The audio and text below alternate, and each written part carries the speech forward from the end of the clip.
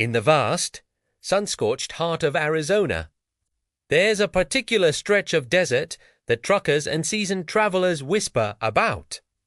They call it the Black Mile. It's a place where technology simply gives up. Radios go silent. Not even static, just the eerie sound of dead air. Your phone. A useless brick. Your GPS. Frozen on a single, mocking point in the middle of nowhere. It's a modern-day Bermuda Triangle on for wheels. One starless night, a young woman named Ava found herself driving right through it. She was alone, the hum of her engine the only company she had. As expected, her phone lost service first. Then the GPS froze, the little car icon sitting motionless on the screen. The paved road stretched on, a black ribbon disappearing into the dark horizon. There were no signs, no reassuring streetlights, just endless sand and a canopy of distant, cold stars. The silence was so profound it felt like a weight pressing in on the car. Then something impossible happened. Her radio, which had been completely dead just moments before, crackled to life. It wasn't music. It wasn't a talk show. It was a voice, a soft whisper that seemed to come from right beside her. It said, "Turn left." Ava's heart jumped.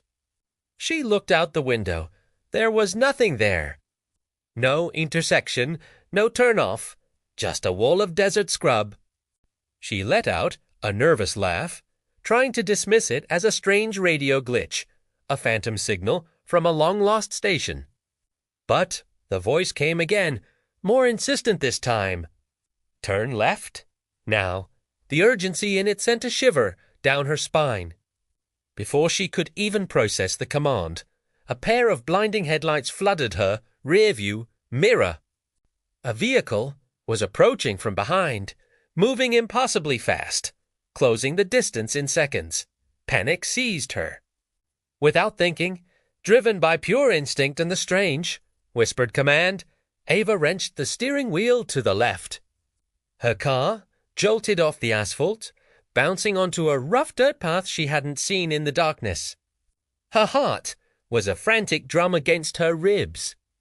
The other car, a big, dark shape, roared past on the main road, not even slowing down. She watched its taillights shrink in two, red pinpricks, and then vanish completely into the vast, swallowing darkness. The silence returned, but this time it was different. It felt safe. Then her radio spoke a third time. Sam Calm's voice. You're safe now. Shaken, but strangely reassured, Ava decided to trust the path she was on. She drove slowly, her tires crunching over the gravel, until the faint glow of a light appeared in the distance. It led her to a small, isolated cabin, a single window glowing like a warm, welcoming eye in the night. Inside, she found an old man sitting at a table, hunched over a crackling ham radio. He looked up as she entered, his eyes kind but weary, as if he'd seen 1,000 nights just like this one. He didn't seem surprised to see her at all. He simply asked, "You heard it too?" All Ava could do was nod, her voice caught in her throat. The man reached into a drawer and pulled out a photograph, sliding it across the wooden table toward her. Ava picked it up. Her breath hitched. It was a picture of her. She was standing right in front of this very cabin, a wide, genuine smile on her face, the desert sun warming her skin.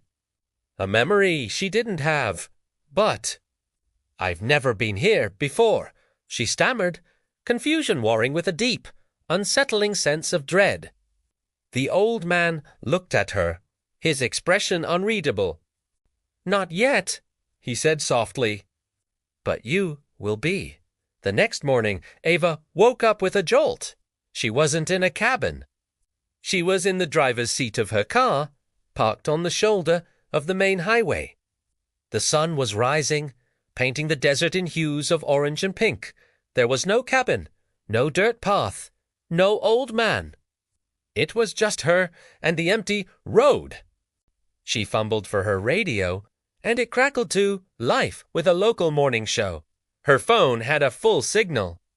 It was as if the entire night had been a fever dream. But then her eyes fell to the passenger seat. Lying there, crisp and real, was the photograph.